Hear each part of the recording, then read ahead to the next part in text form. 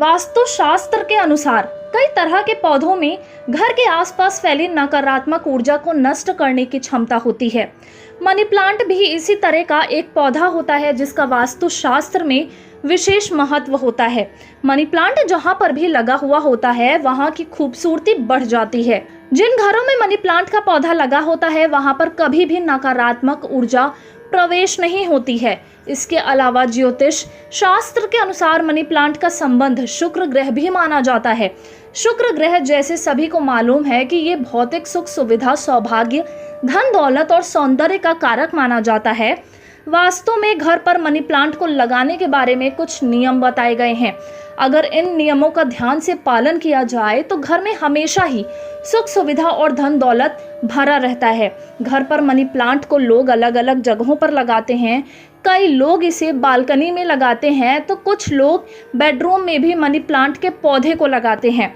जो लोग money plant के पौधे को बेडरूम में लगाते हैं उन्हें वास्तु के कुछ नियमों का ध्यान जरूर रखना चाहिए।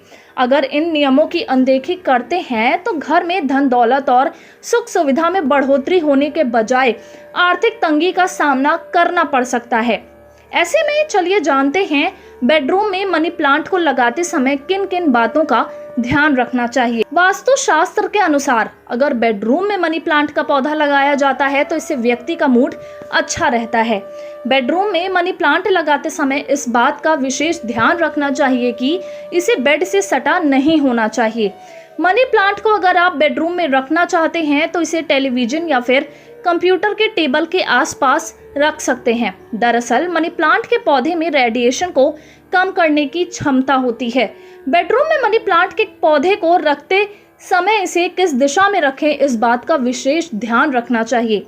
वास्तु शास्त्र के नियम के अनुसार मनी प्लांट को पूर्व, दक्षिण, उत्तर और दक्षिण पूर्व की दिशा में रख सकते हैं।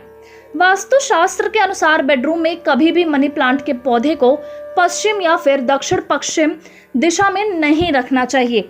वहीं अगर आप मनी प्लांट के पौधे को बाथरूम में रखना चाहते हैं तो वहां पर भी इसे रख सकते हैं। मनी प्लांट को हमेशा घर के दक्षिण पूर्व दिशा में लगाना चाहिए क्योंकि इस दिशा को भगवान गणेश जी की दिशा मानी जाती है और भगवान गणेश विघ्न हरता हैं।